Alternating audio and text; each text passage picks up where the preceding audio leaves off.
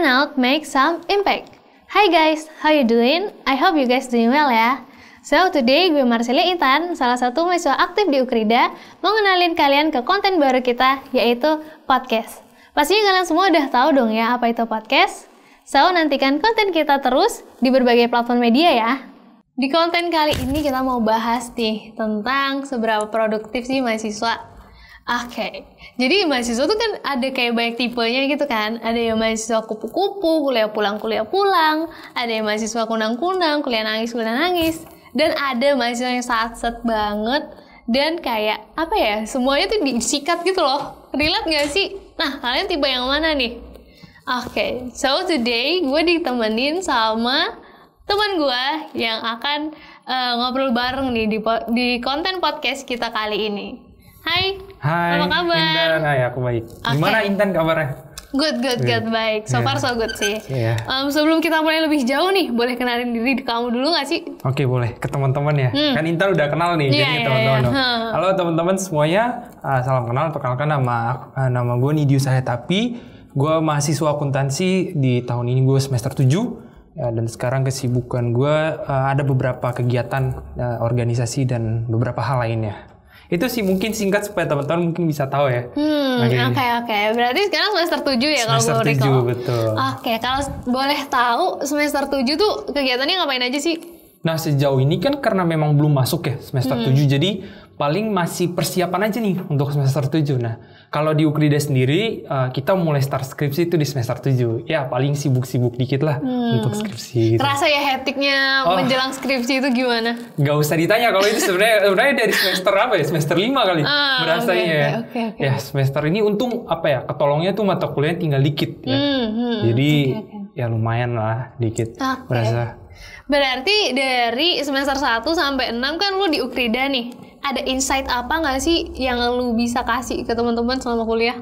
Nah, ini menarik nih. Nah, betul. Jadi ke teman-teman semuanya nih. Jadi mungkin percaya atau enggak ya, teman-teman satu hal yang paling susah itu untuk bisa mungkin tampil ke depan atau duduk di sini nih, nggak semua orang bisa nih. Nah, selama kita di Ukrida, kita diproses mulai dari beberapa kegiatan yang ada dan dikasih kesempatan sama Ukrida, akhirnya bisa duduk di sini, bisa ngobrol bareng dan kayak percaya diri aja gitu.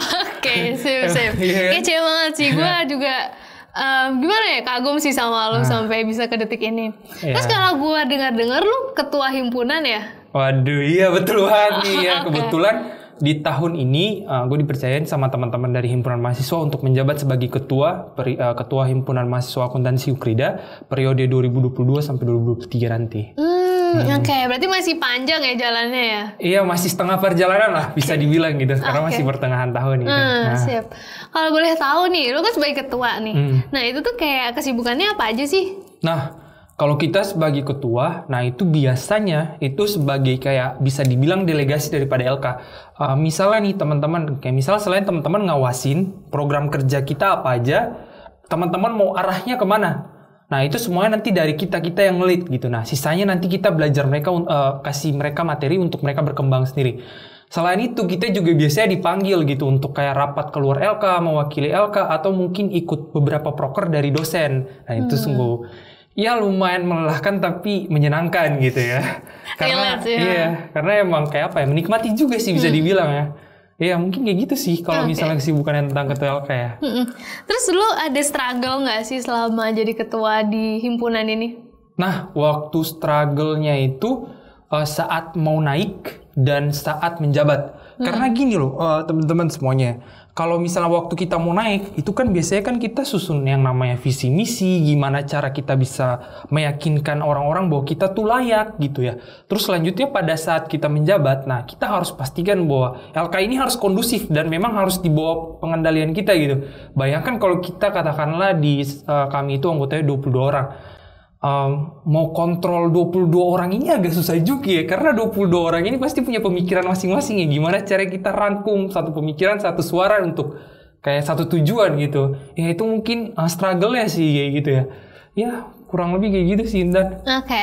Terus kalau untuk jadi seorang atau sebuah pemimpin itu kayak lu pasti harus punya beberapa skill yang udah kayak ke pola gitu kan. Kalau boleh tahu skill-skill apa aja sih yang bisa menunjang lu jadi ketua himpunan sekarang?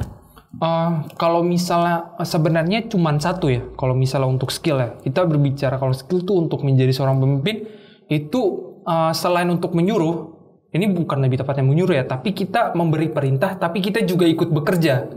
Jadi jangan cuma kayak kasih perintah, terus ya udah kita biarin aja teman-teman kita yang kerja. Itu bukan seorang pemimpin sih, karena itu materi itu dapat juga sih dari waktu kita pendampingan sama dosen. Dan satu kuncinya yang selalu diingatkan sama dosen yaitu tentang konsistensi. Itu jadi lakukan semuanya seperti pengabdian karena memang kita nggak dibayar. Lalu pekerjakan semuanya itu seperti rasa tanggung jawab gitu. Jadi semuanya harus berjalan dengan baik gitu. Itu sih mungkin. Oke, sip. Nah kalau gue dengar-dengar berarti kegiatan himpunan lu ini sebenarnya cukup padat kan ya? Ya bisa dibilang kayak gitu sih. Oke. Dan terus di sisi lain lu juga harus skripsi, harus kuliah. Itu tuh gimana cara ngimbanginnya biar lo tuh bisa ngejalanin dua-duanya bersamaan gitu? Nah itu hal yang paling penting. Ya karena itu berbicara tentang time management ya. Nah teman-teman harusnya pasti kita harus membuat prioritas ya. Kita harus membuat suatu prioritas ya. Kayak misalnya kalau menurut kita LK penting atau misalnya kita taruh prioritas kita di mana sebenarnya yang lebih penting itu yang menjadi salah satu hal. Misalnya contoh kalau gue pribadi gue taruhnya kuliah karena apapun tujuan untuk datang kita ngerantau ya pasti untuk kuliah kan. Nah selesaikan semua urusan kuliah. Kalau misalnya bentrok dahuluin yang kuliah dulu. Selagi masih bisa dihandle dua-duanya ya udah handle dua-duanya. Tapi ya paling penting itu kuliah dulu. Nah organisasi bisa nanti penunjang. Nggak misalnya kayak ketua nggak harus ketua juga, ada wakil bisa diwakili ya. Gitu. Jadi bisa saling kayak ngelengkapin gitulah. Oke, berarti yang penting time management, prioritas dan kayak kekompakan gitu ya. Oke, sip. Itu yang memang harus paling penting ya kerjasama. Oke, tadi kan gue nanya tentang balancing lu antara kuliah dan organisasi kan. Nah sekarang gue mau tahu dong gimana lu balancing antara kuliah, organisasi sama kehidupan sosial lo. Kehidupan sosial ya. Aduh, ini berarti kayak ngegeng gitu atau gimana? Iya. Nah sebenarnya kalau untuk kuliah ya karena kita semakin ke atas ini mata kuliah makin dikit. Ya paling lebih banyak ke teori, terus pendalaman, terus bagaimana cara kita kayak ya mempermantap ilmu-ilmu lagi aja lah. Terus selanjutnya untuk perkuliahan karena kita biasanya kalau misalnya udah jadi ketua biasanya kita bisa saling bagi tugas ya sama wakil. Nah jadi waktunya tuh masih ada gitu. Nah biasanya kalau sisa-sisa waktu kayak gitu itu harus digunain benar-benar sih karena momentum pertemanan sama kuliah itu juga penting biar nggak stres gitu loh. Pikirannya kuliah ya habis kuliah habis itu organisasi lama-lama juga pusing gak sih? Nggak ada capek banget gak sih? Ya gitu. Jadi memang harus balance itu semuanya. Oke. Terus kalau misalnya lu nongkrong, lu anak nongkrong gak sih? Ya lumayan sih. Lu nongkrong di mana?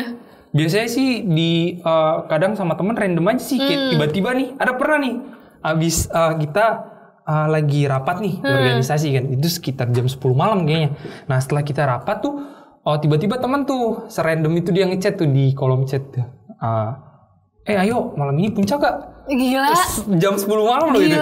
Dan akhirnya wah besok juga nggak ada apa-apa nih kebetulan libur ya udah gas yuk langsung kumpul malam itu kan langsung jalan gitu. Wah gila. Mulai aduh mantep banget sih itu tapi dapat pengalaman lah kayak gitu.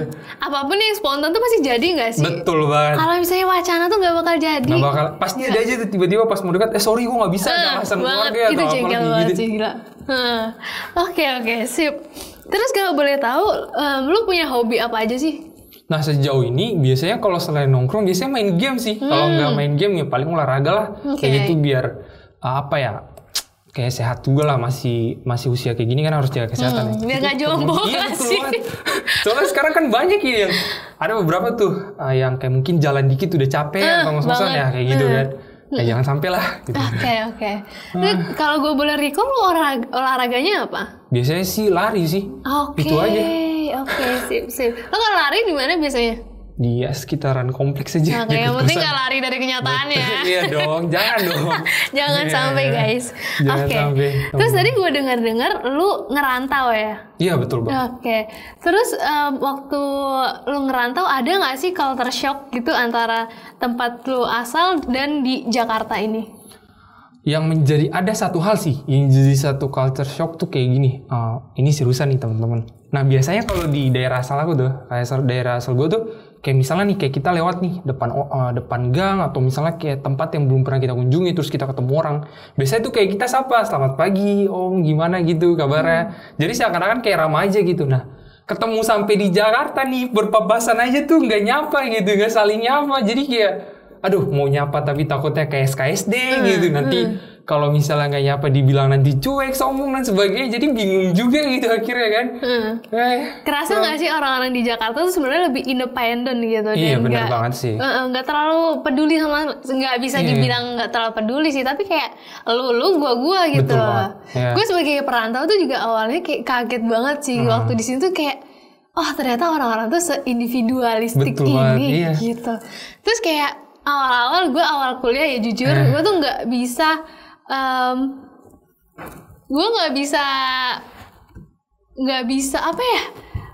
bisa menyesuaikan diri gitu loh. Kayak takut banget. Terus kayak gue takut dianggap aneh karena ada hal-hal yang nggak relate gitu. Terus lu pernah nggak sih kayak misalnya akhir bulan nih terus duit lu habis terus lu nggak tahu mau ngapain atau kayak pengalaman yang sedih gitu waktu ngekos? Dulu gue pernah. Jadi waktu itu kehilangan ATM ya. Nah jadi waktu pertama kali ngerantau, jadi gue masih belum punya ATM sendiri, masih pakai ATM-nya nyokap gitu ya. Jadi waktu ATM itu hilang, ternyata kan kalau misalnya ATM hilang kan, kayak apalagi bukan kita pemiliknya tuh nggak bisa dibikin sendiri gitu, harus orang yang punya ATM ya kan. Kira gue bingung lah tuh, cuma punya 5.000 lagi di meja. Sedih ya kan? Udah malam dari malam belum makan dari pagi. Kira dari 5.000 itu keluar ya kan. Beli apa itu namanya? Tahu bulat, tahu bulat kalau enggak itu apa yang panjang-panjang? Ya sejenisnya tahu bulat lah. Itu. Terus beli ya udah makan malamnya pakai itu aja udah. Sedih banget. Nah, tapi yang beruntungnya tuh waktu itu gue ke kampus besoknya kebetulan kan hari itu kan biasanya kan kelas gue tuh ada arisan dari ngide gitu biar kayak deket aja gitu satu kelas karena baru pertama kali kan. Nah besok nyampe ke kampus tiba-tiba nama gue keluar tuh arisannya. Kayak hoki banget gitu kan. Itu luar biasa sih waktu itu. Dan akhirnya wah lumayan sih ini buat nahan-nahan gitu. Ya gitu. Kece sih. Terus akhirnya lu ngurus ATM berapa lama tuh? Dan akhirnya mungkin 2 minggu setelahnya ya baru jadi gue bikin. Terus lu survive 2 minggu itu gimana dong? Ya udah pakai aja gitu dari duit arisan. 2 minggu apa seminggu gitu lupa sih. Soalnya ada beberapa berkas gitu kan yang perlu diurus ya jadi gitulah. Boleh dicontoh banget nih guys, Ukridian yang lagi penyesuaian boleh nih arisan nih. Siapa tahu selamat kan dari berbagai kondisi gitu ya kan. Tekanan finansial gitu ya guys ya. Terus lu pernah nggak sih kayak dianggap aneh karena pakai aku kamu atau saya anda gitu? Pernah nggak sih? Nah, kalau itu sih kebetulan kan dari daerah gue kan punya ini kan kayak dialek sendiri. Nah pas masuk ke sini kayak kita biasanya tuh langsung nyesuaiin karena dikasih tahu sama teman kayak jangan ngomong aku kamu atau saya ini terlalu formal. Gue lu aja. Awalnya tuh kayak masih kaku ya kan kayak aduh anjir gue masuk Jakarta ngomongnya gue lu gitu. Akhirnya karena kebiasa saling ngobrol dan dengar teman juga akhirnya ya udah terbiasa gitu meskipun kayak masih ada dialek daerah dikit sih itu. Gue sebagai perantau juga relate sih awalnya kayak pakai aku kamu tuh langsung kayak diliatin kayak aneh kan? Kayak gue bikin dosa apa sih sebenarnya? Ternyata karena ada perbedaan kebiasaan aja sih sebenarnya. Oke, terus lu pernah ini nggak sih nyangka kalau misalnya apa yang bikin lu pilih Ukrida akhirnya buat jadi kampus lu? Nah ini nih agak menarik ya sebenarnya. Kalau misalnya untuk pilihan tuh sebenarnya waktu mau lulus SMA nih. Nah itu biasa orang tua kan. Nah, terus teman-teman juga kita semangat nih, ayo kita masuk nih di ABRI gitu. Tahu kan ABRI ya kan. Udah nih daftar gitu. Ternyata nggak disetujuin sama orang tua. Akhirnya mau nggak mau ya kan. Akhirnya terus orang tua bilang kayaknya kita kamu harus merantau gitu karena supaya bisa mandiri belajar banyak hal gitu. Kira merantau lah tuh. Nah kebetulan pas merantau ada orang tua dapat rekomendasi juga dari teman kebetulan anaknya kuliah di sini dan ya sampai sekarang kuliah di sini. Daftar langsung. Jadi sebenarnya Ukrida sebenarnya bukan pilihan pertama lo ya gitu. Nah waktu itu karena memang mau lulus sekolah langsung pengen kerja gitu. Iya masuk ABRI gitu dulu. Kalau gue boleh tahu waktu kuliah kan nggak selamanya atau nggak selalu ada kegiatan atau ada kayak pasti ada kayak waktu-waktu kosong gitu kan. Nah, kalau gue boleh tahu gimana sih lu ngisi waktu kosong saat nggak ada kegiatan kuliah gitu? Ngisi waktu kosong ya. Nah, kebetulan sekarang kan memang waktunya lagi memang liburan dan sebagainya, persiapannya.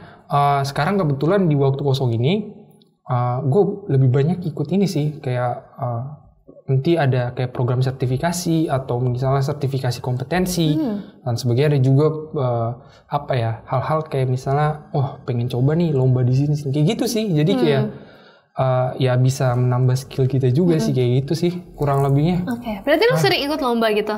Beberapa kali pernah, tapi nggak sering-sering banget sih, beberapa kali aja. Boleh di-spill nggak pengalamannya?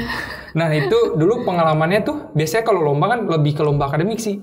Karena kayak misalnya contoh pernah tuh puji Tuhan tahun lalu pernah dapat juara 3 di Unsud, ya Universitas Sudirman di Purwokerto, terus pernah dapat juga top 12 di Pajajaran Accounting Week, terus ada top 10 juga di ICW Business Challenge gitu. Jadi lumayan lah nambah apa ya, bisa dibilang kalau orang bilang nambah CV gitu, ya, panjang aja gitu. Nambah pengalaman ya biar ala-ala. Oke, sip. Terus dengan pengalaman lu yang banyak gitu di Ukrida, lu pernah nyesel nggak sih masuk Ukrida? Aduh. Nyesel ya? Sebenarnya bukan dibilang nyesel sih, enggak sih. Karena Ukrida tuh udah kasih kesempatan banyak banget. Malah bisa dibilang kita bersyukur gitu. Karena banyak banget perkembangan yang mungkin kayak, kalau misalnya nih, kayak guru SMA gue tau kayaknya, emang itu dulu murid gue gitu ya? Kayak gitu loh. Maksudnya karena gak bakalan expect gitu. Gue yakin banget gitu. Bahkan kayak, ya sometimes kadang-kadang teman-teman SMA yang kayak, kadang-kadang kan kita dulu SMA kan kayak bergerombol gitu. Kayak kadang-kadang juga gak nyangka kayak bisa sampai kayak gitu. Maksudnya bisa kayak berani ngomong di sini gitu. Karena dulu kan kayak pemalu banget gitu sih. Kayak gitu. Dan mau ngadapin banyak orang itu aja tuh kayak malu gitu. Nanti gue diliatin banyak orang, nanti gimana ya, malu banget gitu. Ya, akhirnya bisa sampai kayak gini, puji Tuhan sih itu. Berarti lu pernah gak sih nyangka dari lo yang pemalu bisa jadi seaktif sekarang gitu? Nah, kalau nyangka sih, gue kebetulan gak nyangka, tapi waktu selama prosesnya tuh gue sadar, anjir, kebetulan gue tiba-tiba gue udah kayak gini. Tiba-tiba gue udah kayak gini dan banyak hal banget nih yang gue dapat kayak gitu sih. Terus kalau misalnya lu disuruh kasih kesan nih buat Ukrida, kesan apa yang bakal lu kasih? Kesan bagus. Karena singkat pada jelas ya, karena banyak banget sih kita berproses di sini dan banyak kesempatan buat teman-teman semuanya sih untuk kita berproses. Banyak hal sih yang harusnya bisa kita dapat di sini. Jadi bisa dibilang kalau Ukrida tuh nyediain peluang ya buat lo semua yang mau explore lebih banyak lagi. Betul gitu. Banget teman-teman, banyak banget sih kegiatan, karena menurut gue pribadi juga waktu kita masuk dunia perguruan tinggi apalagi S1 kan umurnya masih muda juga, itu tahap yang paling tepat buat kita belajar semua hal, kita eksplorasi semua hal. Karena perguruan tinggi pasti menunjang itu semua. Kayak gitu sih, makanya gunain kesempatan selagi masih kuliah. Baik apalagi kuliah di tengah kota kan.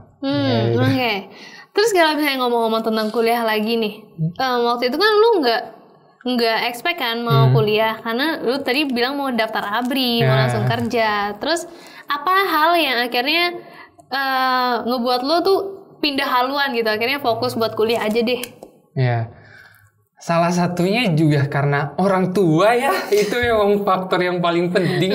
Karena orang tua kan waktu waktu kita lulus SMA tuh, kalau buat gue pribadi gue ngerasa kayak gue masih belum cukup dewasa ya waktu lulus SMA. Jadi kebanyakan tuh masih dipegang haluan gitu sama orang tua, masih banyak dikasih rekomendasi, dan akhirnya gue coba untuk ikut saran orang tua, dan ternyata akhirnya ya kayak gini lah. Akhirnya terus orang tua juga bilang, udah masuk di Ukrida terus ambil akuntansi aja. Kebetulan akuntansi kan dibutuhin di banyak perusahaan gitu kan. Takutnya kalau misalnya kayak kamu dari ABRI nanti kamu kenapa-napa, aduh kasihan juga orang tua gitu kan.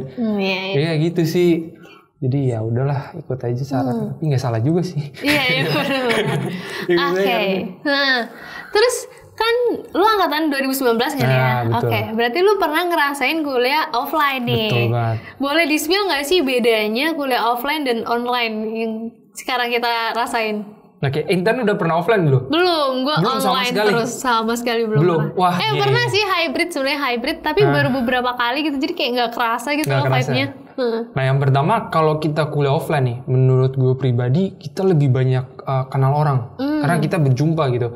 Kadang aja nih kalau misalnya kayak sekarang nih, kalau kita bandingin sama sekarang nih, adik tingkat kita nih, adik kelas kita di bawah 1 tahun aja tuh kita nggak kenal gitu. Kadang kayak kita nggak tahu juga kalau ternyata itu satu fakultas, satu jurusan. Nah dulu waktu kita offline, itu semua pasti ada beberapa kegiatan barengan gitu. Nah itu pasti kita saling kenal gitu. Dan program kerjanya juga atau mungkin perkuliahannya juga. Nah itu pasti kita saling kenal. Terus yang kedua, kalau kuliah offline lebih asik sih. Tapi kalau ujian online sih. Iya, relate banget sih, pasti. Perkuliahannya secara offline tuh lebih enak karena kita kayak sama teman-teman, terus kita kayak duduk barengan, terus kita dengerin dosen, habis itu kita kerjain tugasnya barengan di perpus dan sebagainya, bisa kayak gunain fasilitas kampus secara maksimal gitu sih. Nah online kan sayang banget ya gitu ya, kita nggak ngerasain fasilitas kampus secara maksimal gitu. Terus lu ngerasain gak sih waktu awal-awal online tuh struggle-nya segitu parah gak sih atau gimana? Nah ini pernah nih, ya waktu pertama kali online tuh kita kan kayak tiba-tiba libur beberapa minggu dulu waktu itu, sekitar 2 minggu atau nggak salah itu.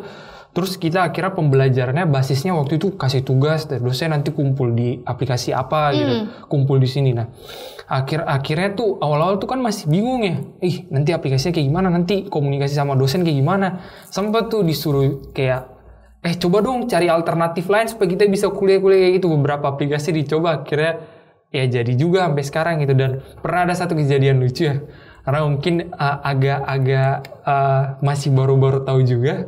Nah ini ada temen gue tuh ketiduran gitu ya kan, waktu ini kan.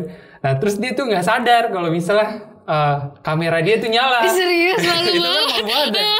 Gila. Terus ada yang kayak ada salah satu dosennya kasih tugas kan mungkin kayak agak cepet, terus dia kayak ngeluh kan. Tapi dia lupa, kayak dia nggak sadar gitu ternyata masih dia on mic dong. Oh my god. Karena dosennya marah kan. Akhirnya ya udah jadi pembelajaran buat kita. Kedepannya lebih sopan juga kalau sama dosen ya kan, kayak gitu. Pasti kebocoran tuh ada nggak sih? Entah bocor kamera, bocor mic, itu gila, nggak kebayang banget sih. Aduh banget.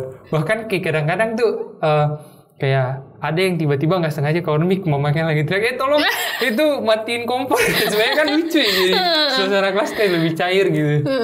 Kayak gitu. Oke. Terus insight apa sih yang bisa lu ambil dari perkuliahan selama di Ukrida ini? Secara online ataupun offline? Secara online maupun offline tuh yang satu hal yang bisa kita lihat tuh secara jelas tuh Ukrida tuh dia selalu kembangin sistemnya, dan terus dosen-dosennya tuh selalu dilatih terus gitu. Jadi kayak selalu ikut sertifikasi profesi atau ada apa-apa pun tuh kayak misalnya ada update-update apa itu pasti selalu ada gitu. Dan itu cepet banget gitu, akhirnya bisa sampai ke mahasiswa juga. Dan satu hal yang paling penting, meskipun kayak kita online maupun offline itu kualitas dosennya tuh tetap sama gitu. Maksudnya Ukrida mau tetap kayak pengajarnya itu mau berkualitas buat mahasiswa supaya bisa menghasilkan lulusan yang baik juga. Wih, mantep banget nih.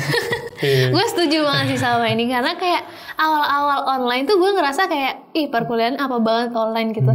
Tapi gue bisa amazed dari dosen Ukrida tuh, mereka tuh update banget dan gimana ya, nggak mau ketinggalan gitu. Betul. Loh, ada platform baru langsung dipakai. Ini kece banget sih Ukrida, apresiasi banget. Thank you Ukrida. Wih, keren Ukrida. Dan thank you juga Nindyu udah jadi partner gue di podcast kali ini. Sama-sama Intan. Thank you banget. Gue enjoy sih pembicaraan kita kali ini. Oke, sip.